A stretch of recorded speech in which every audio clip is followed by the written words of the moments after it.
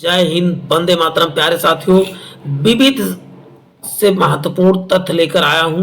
ये क्या है? साइंस या कहते हैं जीव विज्ञान। मुख्यतः इसमें जीव विज्ञान के जितने भी विविध से क्वेश्चन बन सकते हैं सब इस वीडियो में शामिल किया जाएगा। बस आपको क्या करना है, ईयरफोन लगा के या ब्लूटूथ लगा के आपको बैठ जाना है और आपको पूरा वीडियो बहुत ध्यानपूर्वक वॉच करना है। आपको इसका बहुत ही चमत्कारिक लाभ मिलने वाला है। बस अब एक बार आप पूरा वीडियो देखें तो चलते हैं प्यारे साथियों, आज की इस धमाकेदार शानदार श्रृंखला को प्रारंभ करते हैं। पहला ही क्वेश्चन आपको दिख रहा है, सबसे हल्का कास्ट वाला लकड़ी वाला पौधा कौन सा है? तो इसका ओक्रोमा लेगोपस है। जबकि बात करें सबसे छोटा नग्न बीजी यानी जिसके ऊपर कोई खोल नहीं होता, तो आप बताओगे जीमिया पिग्मिया क्या है? सबसे छोटा नग्न बीजी पौधा है ये। इसमें देखे वनस्पति विज्ञान के भी मिलेंगे, जीव विज्ञान की हो सकता है आपको कुछ इसमें से केमिस्ट्री वगैरह भी शामिल किए अभी मिले। तो चलते हैं, सबसे अधिक गुणसूत्र वाला पौधा कौन सा है? तो आप बताओगे ओफियो यूगलस फर्न है। और कितने गुणसूत्र होते हैं टोटल? 1266 होते हैं। कितना आसान चीजों को आपको मिल रही है। 1266 गुणसूत्र वाला कौन सा है? तो आप बताओगे ओफियोग्लोसस है। ये एक प्रकार का क्या है? आप बताओगे फर्न है। चलते नेक्स्ट, सबसे कम गुणसूत्र वाला पौधा कौन सा है? तो हेलोपोपस ग्रेसिम्स है। सबसे लंबा गुणसूत्र किसका है? तो ट्राइटिलियम नामक पौधे का है। चलते हैं, भारत में हल्दी एवं अदरक का सबसे बड़ा उत्पादक देश, जिसका विश्व के कुल उत्पादन का क्रमशः 65 से 76%। आप जानते हो अदरक हल्दी पूरे 65 से 76% का है भारत में। इसका मतलब दुनिया में सबसे अधिक अदरक और हल्दी कहाँ पर उत्पादित की जाती है? तो आप इसका उत्तर तुरंत बताएंगे कि यहाँ पर तो भारत में ही की जाती है। अब बात करते हैं, आम, नारियल, काजू व मसाले के उत्पादन में भारत का स्थान क्या है? देखिए, आम, नारियल, काजू में भारत का स्थान कौन सा है? तो आप बताओ प्रथम है। देश में महाराष्ट्र में सर्वाधिक नींबू का उत्पादन कहाँ पर होता है? तो बताओ नागपुर में होता है। और ना से नींबू ना से नागपुर, आप बड़े आसानी से याद कर सकते हो। प्याज का तीखापन किसके? तो एलाइल प्रोपाइल डाइसल्फाइड के कारण जो होता है प्याज का तीखापन होता है। जब आप देखते हो हल्का तीखा लगता नहीं। आलू में मोजेक रोग से, मोजेक क्या है? तो प्रकार का एक बताओ विषाणु होता है मोजेक। विश्व में सर्वाधिक दलहनी खेत का क्षेत्रफल किसमें है? भारत में सबसे ज्यादा दलहन, लेकिन तभी दाल इतना होता भी तभी हमको विदेशों से सप्लाई करवानी पड़ती है। इलायचियों को क्या कौन सी रानी? मसाले की रानी किसे कहा जाता है? तो बताओ इलायची को। जबकि इलायची के उत्पादन में भारत का विश्व में प्रथम स्थान है। ये चीज जान लेना, सबसे अधिक इलायची कहाँ भारत में, और महंगी भी बहुत ज्यादा है। इलायची का 70% उत्पादन और 60% भारत से निर्यात होता है। पूरे विश्व का 70% उत्पादन यही होता है और जितना उत्पादन उसमें 60% क्या करते हैं? विदेशों में निर्यात करते हैं। केवल 40% ही भारत में यूज होता है। मसालों के विश्व व्यापार में विश्व का हिस्सा लगभग 18%, जबकि भारत का मसाला उत्पादन में विश्व का क्या हो जाएगा? सबसे बड़ा उत्पादक है। उपभोक्ता और निर्यातक देश, यहाँ लगभग 2.5 मिलियन हेक्टेयर क्षेत्र पर 4.5 मिलियन मसालों का उत्पादन होना है। देखिए कितने हेक्टेयर में? 2.56 मिलियन हेक्टेयर पर कितना? 4.3 मिलियन टन मसालों का उत्पादन होता है। ये चीजें याद करके रखना है, लगभग दोगुना से थोड़ा कम है। गोल्डन राइस एक क्या है? तो परजीवी पादक है। गोल्डन राइस के आपके बारे में सुना होगा, जिसमें क्या पाया था? सबसे अधिक क्या पाया था? विटामिन ए पाया था गोल्डन राइस में। एक प्रकार का परजीवी पादप है, पैरासाइट पादप है कह सकते हो।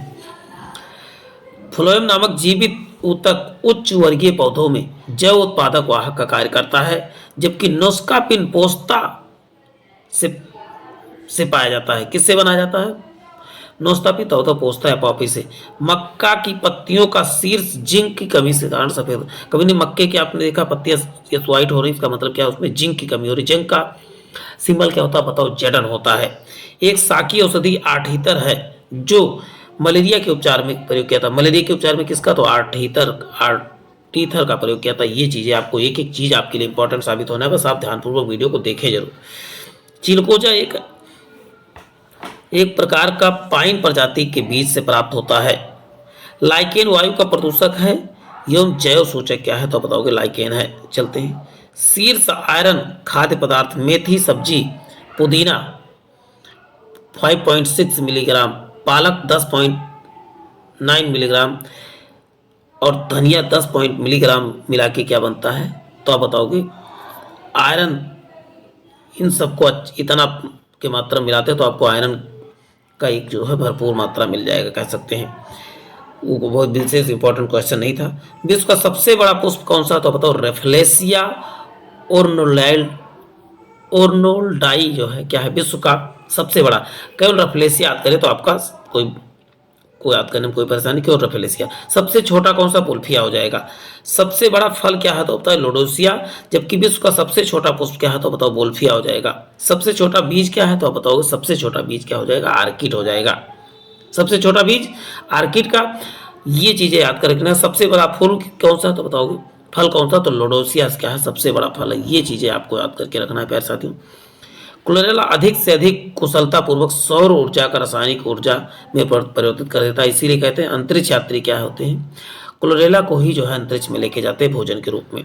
विश्व का सबसे बड़ा आवृत बीजी पौधा कौन सा है, तो यूकेलिप्टस क्या है सबसे बड़ा आवृत बीजी पौधा होता है। विश्व का सबसे बड़ा वृक्ष कौन सा है, तो बताओगे और नग्न बीजी है, ये आवृत बीजी नहीं है। ये चीज याद करके रखना है। सिकोया क्या है विश्व का, इसे सिकोया को क्या बोलते हैं, ये क्या जीवित जीवाश्म के रूप में भी जाना जाता है। विश्व का सबसे बड़ा जो है नग्न जीवी पौधा कौन सा, तो बताओ सिकोया है। लेकिन आवृत बीजी आप बताओगे विश्व का सबसे बड़ा, तो आप दोनों में अंतर है तो यूकेलिप्टस। दोनों में अंतर करके इसको नोट कर लें या स्क्रीनशॉट जरूर ले लें, अन्यथा आप इसको जरूर गलतियां करेंगे आप इन दोनों को। विश्व का सबसे छोटे आकार का आवृत बीजी पौधा लेमना है, या जलीय आवृत बीजी जो भारत में पाया जाता है। कौन सा, लेमना क्या है, भारत में पाया जाता है। ये चीजें याद कर रखना है। जलीय है सबसे बड़ा, सबसे छोटा आवृत बीजी दोनों को याद करके रखना है। विश्व की सबसे बड़ी पत्ती वाला पौधा विक्टोरिया रिजिया है, या भारत के बंगाल राज्य में पाया जाता है। जबकि विश्व का सबसे बड़ा नर यूज साइकस है, यह जो है एक प्रकार का नग्न बीजी पादप है। विश्व का सबसे बड़ा जीवित जीवाश्म क्या है, तो बताओ साइकस है। और पौधों में सबसे छोटे गुणसूत्र शैवाल पाए जाते हैं। पौधों में सबसे बड़ा गुणसूत्र क्या है, ट्राइलियम जो है पाया जाता है। चलते हैं। ढाक या पलास के पौधों को जंगल की आग किसे कहते हैं, तो ढाक या पलास को पौधों जंगल की आग कहा जाता है। ये दूर से देखने जैसे लगता है इसके पुष्प जो होते हैं जल रहे होते हैं, इसीलिए इसको जंगल की आग के नाम से। इसका पुष्प उत्तर प्रदेश का क्या है, राष्ट्रीय पुष्प का उत्तर प्रदेश का पुष्प है। ये चीजें याद करके रखना है। दालचीनी पेड़ छाल से प्राप्त होता है, जबकि टेनिस जैसी गेंद की जो है कैंथ है। कॉफी देने वाले पौधे को कोफिया अरेबिका नाम से जाना जाता है। इसमें कैफीन पाया जाता है, जबकि चाय में क्या मुख्यतः थीन पाया जाता है। ये कि क्वेश्चन आपके लिए इंपॉर्टेंट साबित होने वाला, बस आप ध्यानपूर्वक देखें। कोको देने वाले पौधे को थियोब्रोमा के को कहा जाता है, इससे थियोब्रोमीन कैफीन होता है। अफीम देने वाले पौधे को पोपी या पेपोर सोमियनस कहा जाता है। सबसे बड़ी कोशिका वाला पौधा माइकोप्लाज्मा। सबसे छोटी, यहाँ पर याद करना है, सबसे छोटी कोशिका वाला पौधा कौन सा है, तो बताओगे माइकोप्लाज्मा गैलीसेप्टिकम है। सबसे छोटा, बड़ी की जगह छोटा कर लेंगे। चलते ही नेक्स्ट देखते हैं। और सबसे बड़ा वैसे कौन सा हो जाएगा, तो आप बताओगे सबसे बड़ा कोशिका वाला, तो आप बताओगे शुतुरमुर्ग का अंडा होगा। सबसे भारी कास्ट वाला पौधा हार्डबिचिया वैनेका है। सबसे बड़ी कास्ट, सबसे भारी कास्ट, जिसका वजन जो होता है कास्ट का बहुत ज्यादा होता है। जीव विज्ञान शब्द का प्रयोग 1801 में लैबार्क तथा ट्रेवेनियस नामक वैज्ञानिक ने किया था। जबकि ल्यूवेन हॉक ने किस किया था, तो बैक्टीरिया की खोज किसने, तो आप बताओगे ल्यूवेन हॉक ने किया था। एक एक चीज आपके लिए इंपॉर्टेंट साबित होने वाला, बस चीजों को आप ध्यानपूर्वक देखते रहें और वीडियो को लाइक शेयर जरूर करते रहें प्यारे साथियों। आपको देखिए कितने जबरदस्त जबरदस्त क्वेश्चन आपके सामने ला रहा हूँ, और आप प्लेलिस्ट में जरूर विजिट करके देखें प्यारे साथियों। बैक्टीरिया द्वारा रोग उत्पन्न करने वाली लक्षणों की खोज सर्वप्रथम किसने, तो बताओ रॉबर्ट कोच ने किया था। चलते, वायरस की खोज रूसी वैज्ञानिक शास्त्री इवान होस्की ने 1802 में किया था। कोशिका की खोज 1665 में रॉबर्ट हुक ने किया था। देखिए 1665 में किसने, रॉबर्ट हुक ने किया था। 1883 में वनस्पति शास्त्री स्लाइडन ने जंतु विज्ञान के खा ने वैज्ञानिक की कोशिका का सिद्धांत पर, स्लाइडन तथा स्वान ने, यहाँ खा की जगह वैज्ञानिक ने, जो स्लाइडन और स्वान जो थे उन्होंने कोशिका सिद्धांत प्रतिपादित किया था। वाटसन और क्रिक ने डीएनए के डबल हेलिक्स मॉडल दिया था, और इस काम के लिए 1962 में नोबेल पुरस्कार प्रदान किया गया था। पारिस्थितिकी तंत्र की विचारधारा सर्वप्रथम किसने, तंत्र ट्रांसले याद करके रखना। तंत्र ट्रांसले ये 1945 में दिया था। जबकि अरस्तु ने अपनी हिस्टोरिका एनिमिलियम में 500 जंतुओं का कितने वर्गीकरण, कितने जंतुओं का वर्गीकरण जो है अपने पुस्तक में किया, इन्होंने 500 जंतुओं का वर्गीकरण किया था। अरस्तु को जंतु विज्ञान का जनक कहा, जंतु विज्ञान तथा जीव विज्ञान दोनों का जनक अरस्तु को ही कहा जाता है। चार्ल्स डार्विन ने 1831 में बीगल नामक विश्व सर्वेक्षण जहाज पर पूरे विश्व का भ्रमण किया और उनके अनुसार सभी जीवों में प्रचुर संतानुपाती के लक्षण होते हैं। ये चीजें आपको याद कर रखना है प्यारे साथियों। क्वेश्चन है, उत्परिवर्तन का सिद्धांत सर्वप्रथम किसने प्रतिपादित किया? तो आप बताओगे ह्यूगो डू ब्रिज द्वारा जो है उत्परिवर्तन का सिद्धांत प्रतिपादित किया गया था। मानव शरीर में रक्त की मात्रा शरीर के भार का लगभग कितना परसेंट होता है? 7% या 5 से 6 लीटर होता है। और इसका पीएच मान, रक्त तथा आंसू दोनों का पीएच मान क्या होता है? 7.4 होता है। खून के आंसू रोगे, तुम सब पढ़े नहीं हो, फेल हो गए, तो खून के आंसू, सच में खून के आंसू रोगे तो खून आंसू का पीएच मान 7 से 7 और 4 से 4 सच में चलते हैं। प्लाज्मा रुधिर का 60% भाग होता है, जबकि इसमें 90%, देखो प्लाज्मा रुधिर में कितना 60% होता है, लेकिन 55 से 60%, लेकिन 90% इसमें क्या होता है? जल होता है। रुद्राणु का रक्त का कितना परसेंट होता है? तो आप बताओगे 40% होता है। ये चीज याद करके रखना है प्यारे साथियों। क्वेश्चन देखिए, मानव का पाचन तंत्र आहार नाल संबंधित ग्रंथियां मिलकर बनता है। आहार नाल की लंबाई 5 से 6 मीटर की होती है। एक सामान्य वयस्क में लगभग 120/80 मिमी पारे का स्तंभ बराबर होता है। मतलब कहते हैं रक्त दाब कितना होता है? तो 120/80। वायु का वह आयतन जो एक बार सांस लेने पर शरीर में प्रवेश करता है टाइटल वॉल्यूम कहलाता है। क्या आप बताएंगे? टाइटल वॉल्यूम कहलाता है। एक बार सांस लेने में प्रवेश करता है उसे टाइटल वॉल्यूम, या 500 मिली होता है। कितना? 500 मिली होता है। ये चीजें याद करके रखना है। चलते हैं, प्रोटिस्टा का नाम कल्पना 1866 में जर्मन वैज्ञानिक एच.सी. हुइकल ने उन जीवधारियों के लिए किया था जो तो ना तो स्पष्ट रूप से पौधे हैं ना तो जो जंतु हैं, उन्हें प्रोटिस्टा कहा जाता है। चलते हैं, एकलर ने 1883 में वनस्पति जगत का वर्गीकरण निम्न रूप में किया, तो शैवाल, बरोफाइटा, टेरिडोफाइटा तथा कवक और जीवाणु के रूप में किया। अब इसमें इसको शाखाएं जान लेते हैं, वनस्पति विज्ञान की शाखाएं। देखो, एग्रोस्टोलॉजी क्या कहते हैं? घास के अध्ययन को एग्रोस्टोलॉजी कहा जाता है। जबकि एल्गोलॉजी किसे कहते हैं? तो आप बताओ। शैवाल का अध्ययन एल्गोलॉजी कहा जाता है। इसे शैवाल के अध्ययन को फाइकोलॉजी के नाम से जाना जाता है, जबकि कवक के अध्ययन को माइकोलॉजी के नाम से जाना था। एनाटॉमी क्या है? आंतरिक संरचना का अध्ययन क्या कहलाता है? तो आप बताओगे एनाटॉमी कहलाता है। जबकि एंथोलॉजी क्या है? पुष्पों के अध्ययन को एंथोलॉजी कहा जाता है। जबकि बैक्टीरियोलॉजी किसे? बैक्टीरिया के अध्ययन को। और ब्रायोलॉजी कैसे? ब्रायोफाइटा का अध्ययन। देखिए बड़ा आसान, याद करो, ब्रायोलॉजी, ब्रायोफाइटा। बायोमेट्रिक्स जीव वैज्ञानिकों के परीक्षणों को गणितीय विवेचन क्या कहलाता है? बायोमेट्रिक्स कहलाता है। चलते हैं, अब कैसिडियोलॉजी। कैसिडियोलॉजी क्या है? पादप के रोगजन्य गांठों, पादप के कैंसर का अध्ययन क्या करता है? कैसिडियोलॉजी का। साइटोलॉजी आप जानते हैं, कोशिका का अध्ययन क्या है? साइटोलॉजी। जबकि डेंड्रो द्वारा जो है वृक्षों की आयु ज्ञात की जाती है, डेंड्रोलॉजी द्वारा जो है। जबकि डेंड्रोक्रोनोलॉजी है, कोनोलॉजी है। जबकि डेंड्रोलॉजी वृक्ष तथा झाड़ियों के अध्ययन को क्या बोलते हैं? दोनों में अंतर देखिए। डेंड्रोलॉजी मीन्स होता है वृक्ष तथा झाड़ियों का अध्ययन, और डेंड्रोक्रोनोलॉजी मतलब वृक्षों की आयु। क्रोनो जहाँ शब्द लग जाए मतलब आयु की बात होती है, यहाँ क्रोनो लगा हुआ, कोनो नहीं क्रोनो लगना चाहिए था वहाँ पर। इकोलॉजी का मतलब क्या है? पौधों के वातावरण से संबंध का अध्ययन होता है। और इकोनॉमिक बॉटनी क्या है? आर्थिक महत्व। इकोनॉमिक आप जानते हो अर्थशास्त्र होता, तो आर्थिक महत्व के पौधों का अध्ययन कहलाता है, इकोनॉमिक अध्ययन कहलाता था। एम्ब्रियोलॉजी मतलब युग्मकों को निर्माण, निषेचन, भ्रूण और परिवर्धन के अध्ययन को बोलते हैं एम्ब्रियो। एम्ब्रियो मतलब बच्चा जिसमें पल रहा होता है, उसी को कहते हैं छोटा। एथनोबॉटनी क्या है? आदिवासी द्वारा पादप का उपयोग का अध्ययन करना जो है एथनोबॉटनी कहलाता है। सजीवों के विकास का प्रक्रम का अध्ययन क्या करते हैं? एवोल्यूशन कहलाता है। जबकि एक्सोबायोलॉजी का मतलब अन्य ग्रहों पर संभावित जीवन का उपस्थिति का अध्ययन क्या कहलाता है? एक्सोबायोलॉजी कहलाता है। अब बात होती है फ्लोरिकल्चर, मतलब होता है सजावटी पुष्पों का अध्ययन को बोलते हैं फ्लोरिकल्चर कहा जाता है। जबकि फॉरेस्ट्री मतलब वनों का अध्ययन होता है। जेनेटिक इंजीनियरिंग मतलब कृत्रिम जीन के निर्माण एवं स्थानांतरण का अध्ययन क्या कहलाता है? तो होता है जेनेटिक इंजीनियरिंग कहलाता है। और जेनेटिक्स मीन्स क्या है छात्रों? तो अनुवांशिक एवं विभिन्नताओं का अध्ययन क्या कहलाता है? जेनेटिक्स कहलाता है। जेरोंटोलॉजी मतलब आयु के साथ जीवों के होने वाले परिवर्तन का अध्ययन जेरोंटोलॉजी कहलाता है। जबकि हेरिडिटी मतलब क्या होता है? पैतृक लक्षणों का संतति में पहुंचने का अध्ययन क्या बोलते हैं? तो हेरिडिटी कहलाता है। हिस्टोलॉजी क्या है? ऊतकों का अध्ययन को हिस्टोलॉजी। जबकि आपको बताएं साइटोलॉजी जो है कोशिका के अध्ययन को कहते हैं। लाइकेनोलॉजी क्या है, लाइकेन का अध्ययन, जबकि लिम्नोलॉजी में झीलों एवं अलवड़ीय जलीय पादपों का अध्ययन क्या कहलाता है, तो लिम्नोलॉजी कहलाता है। माइक्रोबायोलॉजी का मतलब सूक्ष्म जीवों का अध्ययन कहलाता है, जबकि मॉर्फोलॉजी मीन्स होता है पादप का आकारीय संरचना को क्या बोलते हैं, मॉर्फोलॉजी कहा जाता है।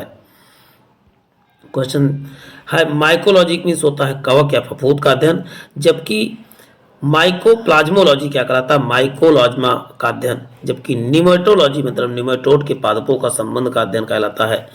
पेलियोबॉटनी मतलब पादप जीवाश्मों का अध्ययन पेलियोबॉटनी कहलाता है।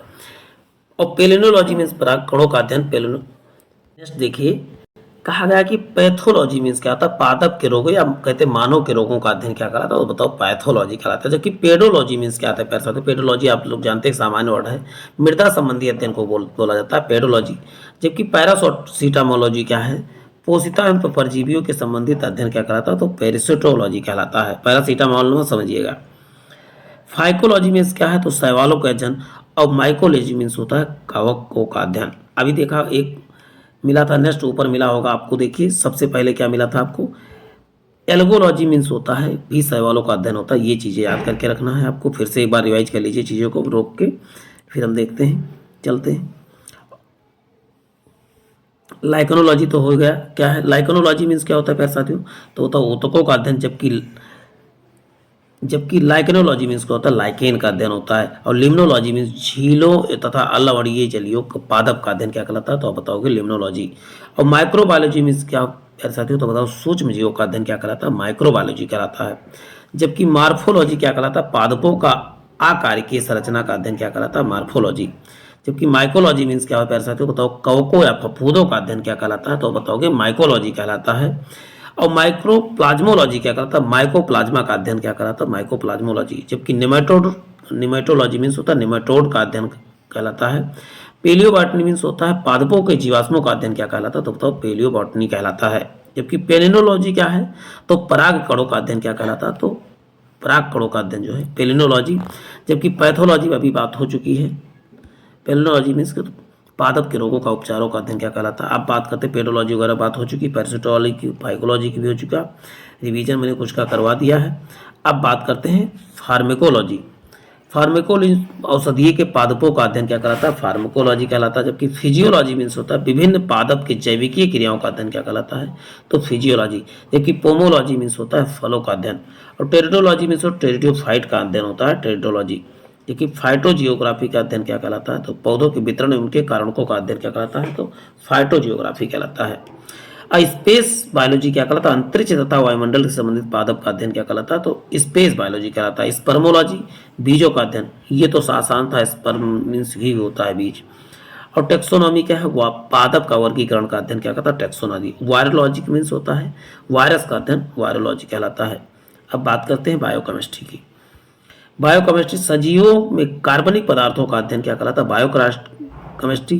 जबकि रेडिएशन बायोलॉजी यानी विभिन्न विकिरणों का पादप पर प्रभाव व उत्परिवर्तन का अध्ययन क्या कहलाता है, आप बताओगे। उत्पत्ति का अध्ययन रेडिएशन बायोलॉजी कहलाता है। फाइटोजियोग्राफी क्या है, भौतिक सिद्धांतों का पादप उपापचय के महत्वपूर्ण अध्ययन को क्या कहते हैं, तो बताओगे फाइटोजियोग्राफी। इसमें आप एग्रोनॉमी क्या है, तो फसली पादपों का अध्ययन क्या कहलाता है, ये इंपॉर्टेंट है, इसको एग्रोनॉमी याद कर लिख के रखिए।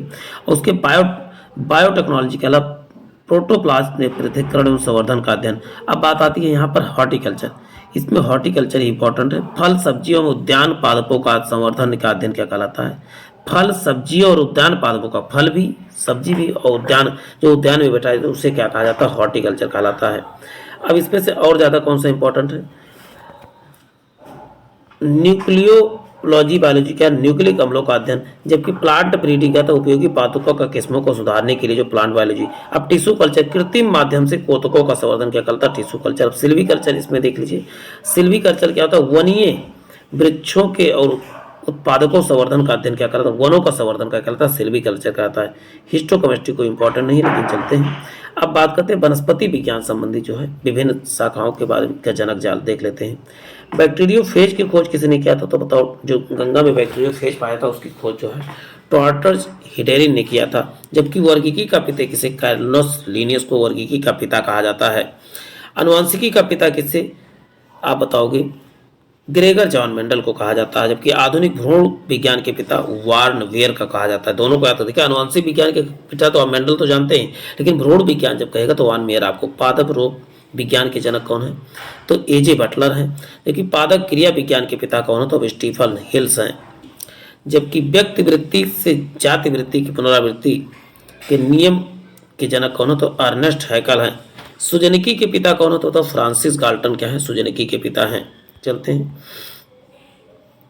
सूक्ष्म जैविकी के पिता कौन है, सूक्ष्म जैविकी के पिता क्या है, तो बताओ लुई पास्चर हैं। और प्रतिरक्षा विज्ञान के पिता बताओगे एडवर्ड जेनर हैं। चलते हैं नेक्स्ट देखते पैसा तो जीवाणु विज्ञान के पिता कौन है, तो बताओ रॉबर्ट कोच क्या है, तो बताओगे जीवाणु विज्ञान के पिता हैं। जबकि वनस्पति शास्त्र के पिता कौन है, थियोफ्रेटस हैं। जबकि इकोसिस्टम के जनक कौन है, इकोसिस्टम में भी बात हो चुकी है, तो बताओगे ट्रांसले हैं। अब बात करते हैं कुछ विशेषताओं से युक्त पौधों के बारे में बात कर लेते हैं। जैसे सबसे बड़ा एंजियोस्पर्म वाला पौधा कौन सा है, अभी बात हो चुकी है, यानी आवृत बीजी जिसे कहते हैं, क्या बताओगे, यूकेलिप्टिस है। लेकिन आवृत बीजी सबसे छोटा पौधा कहेगा तो लेमना है। आवृत बीजी में तो होता है, आवृत बीजी मीन्स इसी को बोलते हैं एंजियोस्पर्म। सबसे बड़ा जिम्नोस्पर्म, जिम्नोस्पर्म मीन्स क्या है, तो आप बताओगे यहाँ पर साइकस जाइगोटिया कह सकते हो। सबसे छोटा जिम्नोस्पर्म पौधा का तो जामिया पिग्मिया है, अभी बात पहले भी हो चुकी है। सबसे छोटा ब्रायोफाइटा कौन सा है, तो डायोसिनिया है। सबसे छोटा ट्रेडोफाइटा कौन सा, तो एजोला है। एजोला से क्या होता है, डीजल प्राप्त किया जाता है। सबसे अधिक गुणसूत्र वाला पौधा अभी आप ही ग्लोसिस का बात हो चुकी है, कितना 1266 होते हैं। जबकि सबसे छोटे गुणसूत्र वाला पौधा हेपोलोकस ग्रेसिलिस हो चुका है। जड़ विहीन एंजियोस्पर्म कौन सा, तो अब बताओगे एल्ड्रोबेंडा है। सबसे कठोर कास्ट अभी बात हो चुकी है, क्रोमोलगोथसलस है। पर क्या है, पर रो रहित पादप कौन सा, तो बताओ राइजोफोरा है। सबसे लंबी जड़ वाला पौधा कौन सा, तो बताओ एरिनोसिना डिजिटेटा है। चलते हैं, सबसे अधिक आयु वाला पौधा कौन सा, तो बताओगे सबसे अधिक आयु वाला पौधा कौन सा, पियूरे मांडी है। चलते हैं नेक्स्ट देखते हैं, सबसे बड़ा आर्किड कौन सा, सबसे बड़ा आर्किड जो है ग्रोमेटोफाइलोसिस है। जबकि सब पुष्प कौन सा है, तो बताओगे फ्रेमीपीडियम डायटेटम है। इसमें कुछ इंपॉर्टेंट जो बार बार रिपीट होते हैं उनकी हम चर्चा करते हैं, और सबको पढ़ लेना। सबसे बड़ी पत्ती वगैरह कभी नहीं था। सबसे बड़ा पुष्प आता ही रेफ्लेसिया है। सबसे छोटा पादप पुष्प कौन सा, वुल्फिया है। सबसे बड़ा बीज कौन सा, तो लोडोसिया है, लोडोकिया है, लोडोसिया होना चाहिए। सबसे बड़ा फल भी किसका होता, तो लोडोसिया का ही होता है। अब इसमें और चीज़ें नहीं आती कि सबसे छोटा बीज कौन सा, आर्किड है। सबसे सूक्ष्म पादप बीज कौन सा, तब भी आर्किड है। सबसे पादप कोशिका किसका, सबसे छोटा तो बताओ माइकोप्लाज्मा की है। और सबसे बड़ा पादप अंडा कौन सा, तो अंड कौन सा, तो बताओ साइकस का है। सबसे बड़ा पुमंग किसका है, तो साइकस का है। सबसे छोटा क्रोमोसोम किसका है, तो शैवाल का। सबसे बड़ा बीजांड किसका, तो बताओ साइकस का है। अब जंतु विज्ञान की कुछ शाखाओं के बारे में बात कर लेते हैं। चलते हैं, एनाटॉमी में क्या, शरीर के विविध अंगों का विच्छेदन द्वारा प्रदर्शित सकल संरचना का अध्ययन करते हैं। जबकि एंजियोलॉजी में इसका प्रसंचरण तंत्र का अध्ययन कहलाता है। जबकि एरोबायोलॉजी मीन्स होता है उड़ने वाले जंतुओं का अध्ययन।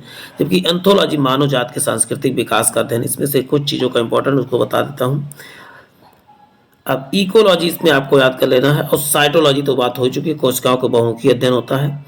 और उसके बाद इकोलॉजी में तो सजीव के निर्जीव के वातावरण के जीवों के विविध संबंधों का अध्ययन इकोलॉजी कहलाता है। अब इसमें से कुछ चीज़ें अभी बात में करता हूँ, कौन कौन सा। यूजेनिक्स आपको याद करना, एम्ब्रियोलॉजी तो बात हो ही चुका है।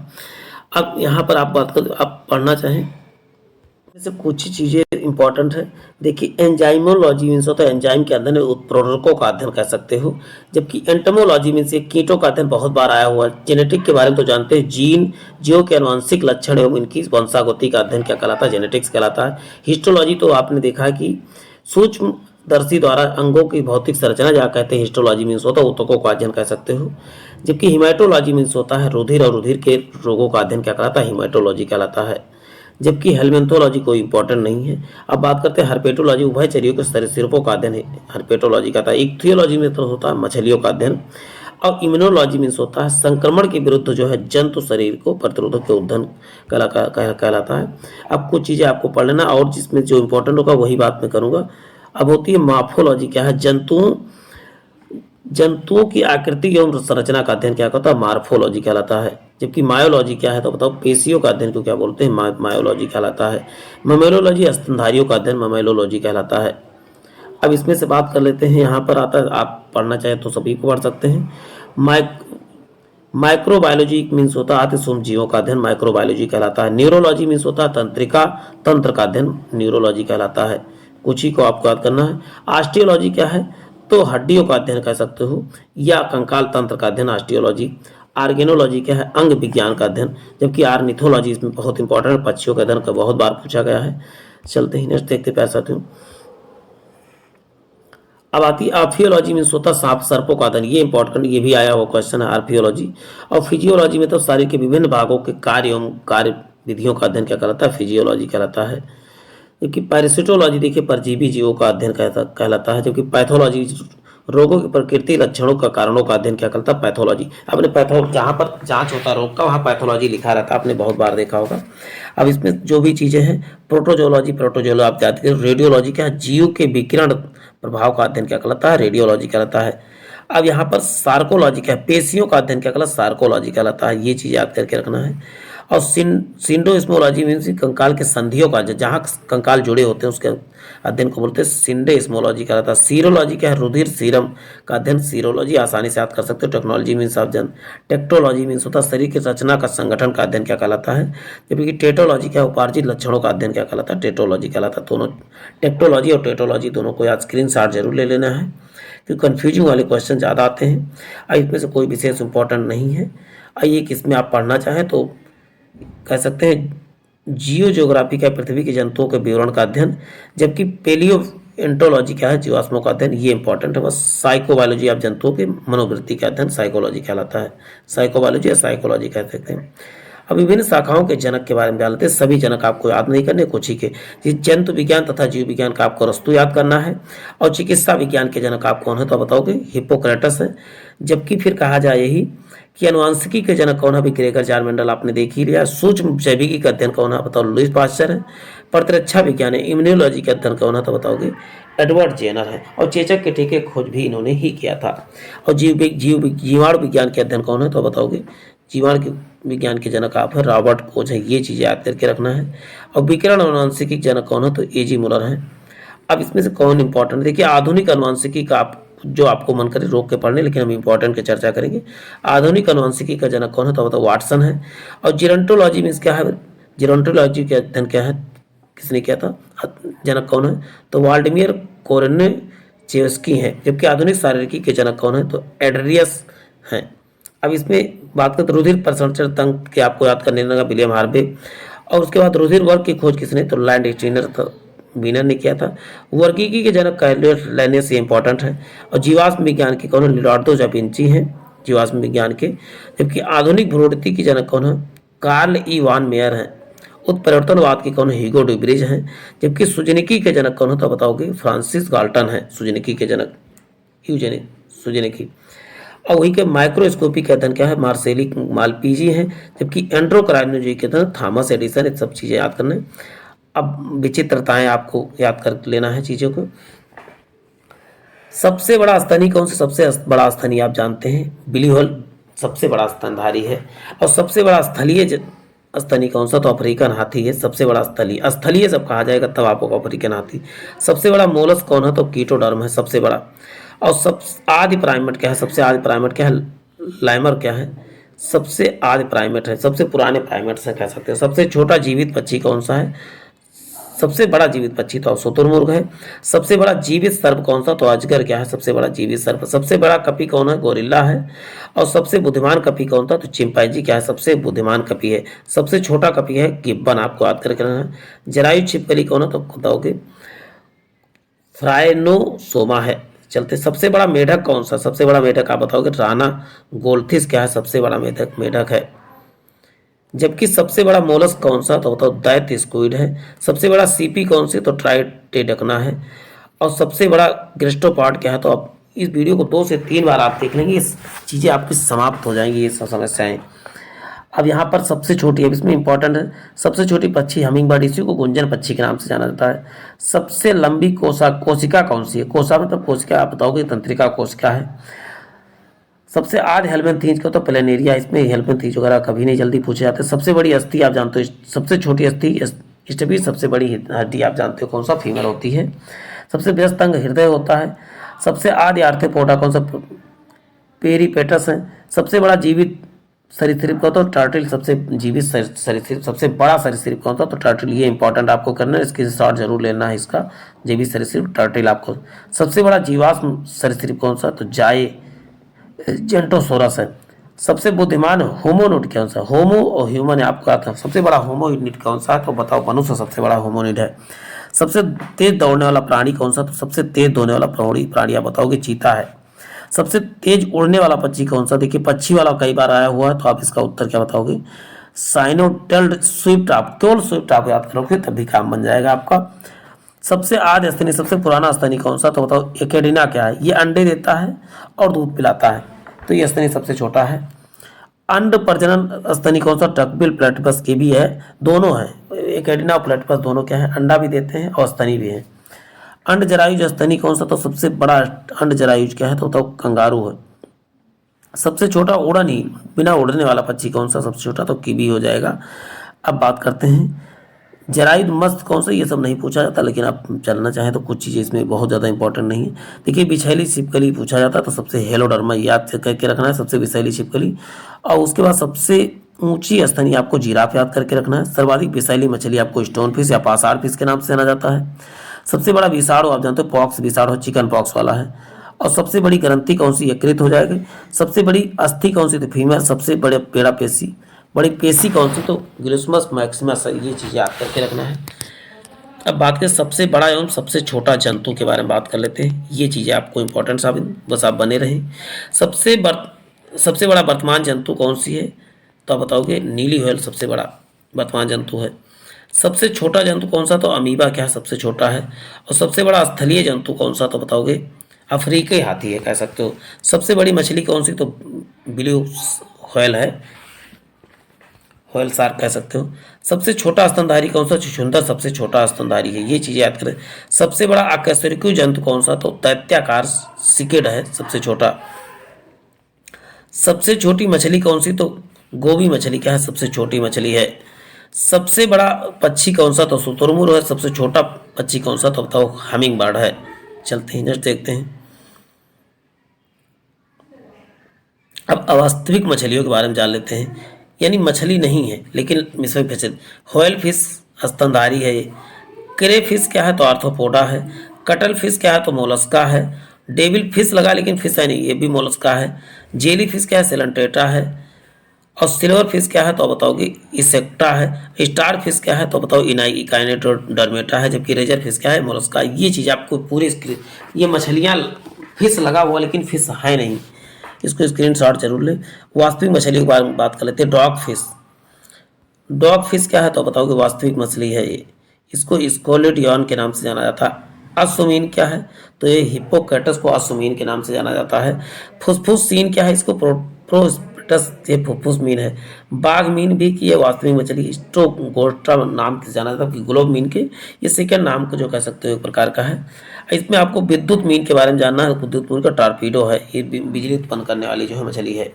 अब इसमें उड़न मील के बारे में जान लेता है। 100 सीटर है। जबकि मच्छर खाने वाली मछली गैम्बूसिया है बस। और मूस मीन क्या है? तो काइमिस है। ये चीज़ें याद करके रखना है। अब मानव शरीर के महत्वपूर्ण तथ्य के बारे में जान लेते हैं। मानव शरीर की विशेषता, सबसे बड़ी हड्डी कौन सी? तो फीमर है। जबकि सबसे छोटी हड्डी कौन सी? तो सबसे छोटी हड्डी आप बताओ स्टेपीज है। और सबसे बड़ी ग्रंथि कौन सी? तो आप बताओ यकृत है। सबसे बड़ी अंतःस्रावी ग्रंथि थायराइड ग्लैंड है। और सबसे बड़ी कोशिका कौन सी? तो न्यूरॉन कोशिका है। सबसे बड़ी धमनी कौन सी? तो एब्डोमिनल अरोटा क्या है? सबसे बड़ी धमनी है। सबसे बड़ा सिरा कौन सा? सबसे बड़ा सिरा इंफीरियर वेना कावा है। जबकि सबसे लंबी तंत्रिका कौन सा? तो सियाटिक जो है क्या सबसे लंबी तंत्रिका है। सबसे बड़ी पेशी कौन सी? तो ग्लूटिकल मैक्सिमस क्या है? सबसे बड़ी पेशी। ये चीज़ याद करके रखना। सबसे छोटी पेशी कौन सा? तो स्टेपिएटियस है, कान में पाई जाती है। स्टेपीज हड्डी कह सकते हो उसके। अब बात करते हैं सबसे बड़ा श्वेत रक्त कण कौन सा। सबसे बड़ा श्वेत रक्त कण कौन सा है, तो मोनोसाइट है। जबकि सबसे अधिक पुनर्धवन क्षमता यानी कि सबसे अधिक कहते हैं उसमें रीजनरेशन पावर यानी रिपेयरिंग पावर किसमें, यकृत या लीवर में पाया जाता है। चलते हैं, सबसे कम पुनर्भवन क्षमता किसमें, मस्तिष्क के उसका न्यूरॉन में पाई जाती है। सबसे बड़ा अंग कौन सा है, त्वचा है। सबसे व्यस्त अंग कौन सा, हृदय है। सबसे पतली त्वचा कौन सा, तो कंजक्टिवा आंख में पाई जाती है सबसे पतली त्वचा है। संपूर्ण शरीर का रक्त का कितना परसेंट होता है, तो 5 से 6 लीटर और परसेंट में 7% होता है। सामान्य रक्तचाप कितना, 120/80 mmHg होता है। आरबीसी की संख्या पुरुषों महिलाओं में होती है। पुरुषों में 5.5 से 5.5 मिलियन, जबकि महिलाओं में 4.5 मिलियन क्यूबिक होता है पर एमएम। चलते हैं नेक्स्ट देखते हैं प्यारे साथियों। आरबीसी का जीवन काल कितना है, 120 दिन, जबकि डब्ल्यूबीसी का 2 से 5 दिन होता है। देखिए लिखा गया है।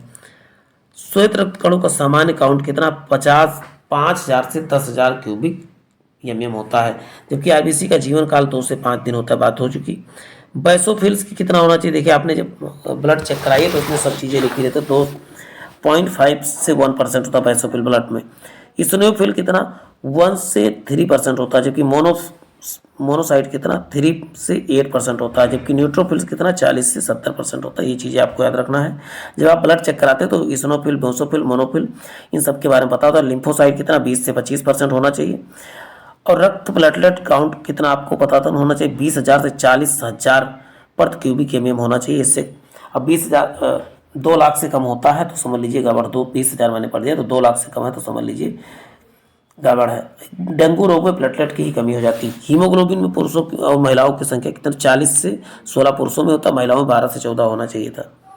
सर्वदाता रक्त समूह वो है, जबकि सर्वग्राही क्या तो बताओ, ए बी है। समान रक्त का तापक्रम कितना, 9.8 यानी 98.4 डिग्री फ़ारेनहाइट होता है। सेल्सियस में 37 या 36.9 कह सकते हो। स्वतंत्र दर कितनी होती है, वैसे 17 मान लेते हैं, लेकिन यहाँ 16 से 20 कहा गया तो ये भी करेक्ट है। और वैसे औसतन कितना, 117 प्रति मिनट होता है। दंत सूत्र क्या है, 21-23/21-23। टोटल कितने हो जाएंगे, दोनों ऊपर नीचे जोड़ोगे तो 32 लिखा है, तो यहाँ आपको कितना, 20 की जगह आपको यहाँ 32 लिखना है। देखिए 21 सब में 2 का गुणा होगा, 2, 1, 3, यानी कि आपने आईसीपीएम सुना, इंसीजर प्रीमोलर। इसका मतलब क्या है, आईसीपीएम आपको याद कर लेना है अपान आईसीपीएम। आप देखते हो इंसीजर कितना ऊपर होते हैं, 2, सेम नीचे भी 2 यानी 4, ऐसे ऐसे करके टोटल कितने हो जाते हैं। तो टोटल आप सब में 2 का मल्टीप्लिकेशन होगा, आप जोड़ने के बाद तो टोटल 32 दांत आ जाएंगे आईसीपीएम। और बच्चे का में टोटल कितने दांत होते हैं, 20। उनमें से कौन सा नहीं होता, तो आप बताओगे। उनमें जो होता है प्रीमोलर नहीं होता, ये चीज़ याद करके रखना है। मस्तिष्क का भार कितना होता है, बताओ 1350 से 1400 ग्राम होता है। कनेल तंत्रिकाओं की संख्या कितनी होती है, 11 जोड़ी। जबकि स्पाइनल तंत्रिकाओं की संख्या कितनी होती है, तो 31 जोड़ी होती है। जबकि सामान्य हृदय दर कितना, तो 72 से 75 बार होता है। जबकि सामान्य नाड़ी दर कितना होता है, तो 72। देखिए दोनों सामान्य हृदय दर लगभग और नाड़ी दर लगभग समान होते हैं, चीज़ याद रखना। गैस्ट्रिक जूस का पीएच कितना होता है, 1.4 होता है। मूत्र का पीएच मान 6 या 6.4 जो भी उपलब्ध हो। रक्त का पीएच मान आप जानते हैं, रक्त तथा आंसू का पीएच मान दोनों से 1.4 ही होता है। पैनक्रियाटिक जूस का पीएच मान कितना, 8.4। शरीर की कुल अस्थियों की संख्या कितनी, 206। और मांसपेशियों की संख्या 629 या 656 जो भी उपलब्ध हो। शरीर में कुल भार का कितना परसेंट जल होता है, 65 से 80% तक होता है। अब हम आगे बात करेंगे कुछ महत्वपूर्ण समुद्री जंतु एवं उनके संघ के बारे में बात करेंगे, जो इंपॉर्टेंट होगा उन्हीं। देखिए समुद्री चूहा कौन सा है, समुद्री चूहा क्या है, तो बताओगे एक प्रकार का एनेलिडा है, सी माउस जिसे कहते हैं। समुद्री पेन क्या है, तो एक प्रकार का निडेरिया है। इसमें सबको नहीं याद करना है। समुद्री गाय क्या है, तो समुद्री गाय एक प्रकार का स्तनधारी है, जो आते हैं उन्हीं के बारे में बात करूंगा। और उसके समुद्री घोड़ा क्या है, पीसेज है, ये एक मछली है, पीस, ये चेक करना, पीसेज है मछली कह सकते हो। और उसमें समुद्री खीरा और कुछ सबको याद नहीं करना है, जो हम बता रहे हैं उसको आप स्क्रीनशॉट लेके चाहें तो सबको स्क्रीनशॉट लेके याद करना चाहें, आपकी हिम्मत हो तो याद कर लीजिए, लेकिन जितना मैंने बताया उतना ही याद करना है और इसमें कोई ज़रूरी नहीं है ज़्यादा। अब हम नेक्स्ट वीडियो में नेक्स्ट इसी बात चर्चा करेंगे। तो प्यारे साथियों बने रहें हमारे साथ, फिर मिलते हैं एक नए सेशन में। जय हिंद जय भारत। जिन भाई बहनों ने चैनल को सब्सक्राइब नहीं किया, वो चैनल को सब्सक्राइब करने के साथ साथ बेल आइकन जरूर दबा दें। जय हिंद जय भारत।